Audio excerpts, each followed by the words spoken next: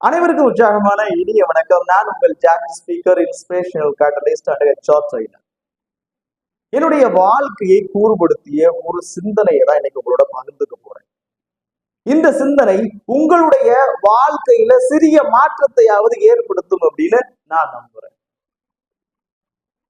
இந்த பாட்டிலுடைய விலை எவ்வளவு? எல்லாரும் எளிமையா சொல்லிடலாம். இந்த பாட்டிலுடைய விலை 20 ரூபாய். இது 1 லிட்டர் பாட்டில். சோ அதனால விலை எவ்வளவு? 20 ரூபாய். கொஞ்சம் கூர்மையா கவனிங்க. இப்போ இதுல உள்ள தண்ணியை எடுத்துட்டு இந்த பாட்டில்ல நல்லெண்ணெயை நிரப்புறேன். இப்போ இந்த பாட்டிலுடைய விலை எவ்வளவு? 400 ரூபாய், 450 ரூபாய். சரியா? மூன்றாவது விஷயம் நல்லா கவனிச்சுக்கோங்க. இந்த நல்லெண்ணெயை வெளியில எடுத்தாச்சு. இந்த நல்லெண்ணெய்க்கு பதில தேனை உள்ள நிரப்பியாச்சு. இப்போ இந்த பாட்டிலுடைய விலை எவ்வளவு? 700 ரூபாய், 800 ரூபாய். பொதுவா 800 ரூபான்னு வச்சுக்கலாம். அப்போ இந்த பாட்டிலுடைய விலைதான் என்ன? 20 ரூபாயா, 400 ரூபாயா, 800 ரூபாயா? கொஞ்சம் நல்லா யோசிச்சு பாருங்க. இந்த பாட்டிலுடைய விலை என்பது உள்ள தண்ணி இருந்தா 20 ரூபாய், உள்ள நல்லெண்ணெய் இருந்தா 400 ரூபாய், உள்ள தேன் இருந்தா 800 ரூபாய்.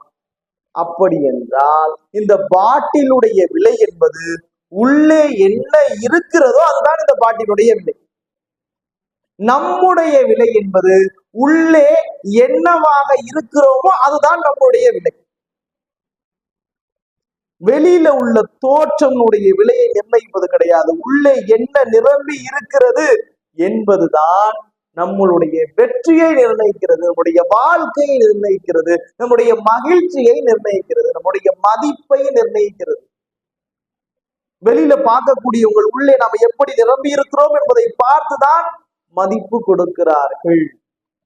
எல்லாரும் நினைக்கலாம், இல்லைங்க வெளி தோற்றத்துல வெளி வாழ்க்கையில தான் மதிப்பு கொடுக்குறாங்க, அது நிரந்தரம் கிடையாது. உள்ள என்னவாக இருக்கிறோமோ அதுதான் நிரந்தரம். அப்ப உள்ள எப்படிங்க மதிப்பு கூட்டுறது? மதிப்பு கூட்டுற பொருளை எப்படி உள்ள நிரப்புறது? நான் ஒரு தண்ணியா இல்லாம, ஒரு நல்லெண்ணெயா இல்லாம, ஒரு தேனா உள்ள நான் எப்படி நிரப்பிக்கிறது? நான் விலையின் அடிப்படையில சொல்றேன். இதை பொறுத்து தானே மதிப்பு நிர்ணயிக்கப்படுது. அப்ப எப்படி நிரப்புறது? அதுக்கு ஒரே ஒரு விஷயம் தான், டூர் போகணும். என்னங்க இது? உள்ள நான் என் மதிப்பை கூட்டுவதற்கு டூர் போகணுமா? ஆமாங்க. நீங்க வெளியில டூர் போறத பத்தி நான் இந்த இடத்துல சொல்லல. உங்க மனசுக்குள்ள ஒரு டூர் போயிட்டு வாங்க. ஒரு நல்ல சிந்தனைவாதி சொன்னார், நீங்கள் உங்களை அறிந்து கொள்ள வேண்டும், நீங்கள் உங்களை பற்றி தெளிவாக தெரிந்து கொள்ள வேண்டும், உங்களை சிறப்பாக உங்கள் மனதை நிரப்பிக் கொள்ள வேண்டும் அப்படின்னா உள்ள என்ன பண்ணணுமா? டூர் போயிட்டு வரணும். உள்ள எப்படி இருக்கிறோம், நாம சரியா இருக்கிறோமா, சரியா நடந்துக்கிறோமா, நம்முடைய இலக்கை நோக்கி போறோமா, நம்முடைய வாழ்க்கை எப்படி இருக்கு, சரியாக சென்று கொண்டு இருக்கிறதா, மற்றவர்கிட்ட நம்ம எப்படி நடந்துக்கிறோம், நம்ம எந்த தவறுகளை செஞ்சுக்கிட்டு இருக்கோம், அந்த தவறை எப்படி திருத்திக்கிறது, நல்லதை எப்படி அதிகப்படுத்திக்கிறதுன்னு நம்ம மனசுக்குள்ள ஒரு டூர் போயிட்டு வந்தாதான் நாம நம்மை உணர முடியும், நமக்குள் மதிப்பை நிரப்ப முடியும். அப்போ இந்த இடத்துல இந்த 2 விஷயத்தை தெரிஞ்சு, இந்த விஷயம் நான் இப்போ உங்களோடு பகிர்ந்த விஷயம் என்னுடைய வாழ்க்கையை, நடைமுறையை கூர்மைப்படுத்திய சிந்தனை. அந்த சிந்தனையை தான் அது உங்களுக்கு ஒரு மாற்றமாக இருக்கும் அப்படிங்கிறனாலதான் அந்த இடத்துல பகிர்ந்துக்கிறேன். அப்ப 2 விஷயம் இந்த இடத்துல இருந்து தெரிஞ்சுக்கிட்டோம். ஒண்ணு, நாம இந்த பாட்டிலுக்குள்ள என்னவா இருந்தா அதனுடைய மதிப்பு நிர்ணயிக்கப்படுதோ அதுபோல் எனக்குள் நான் என்னவாக இருக்க வேண்டும் அப்படின்னு நிர்ணயிக்கிறேன்.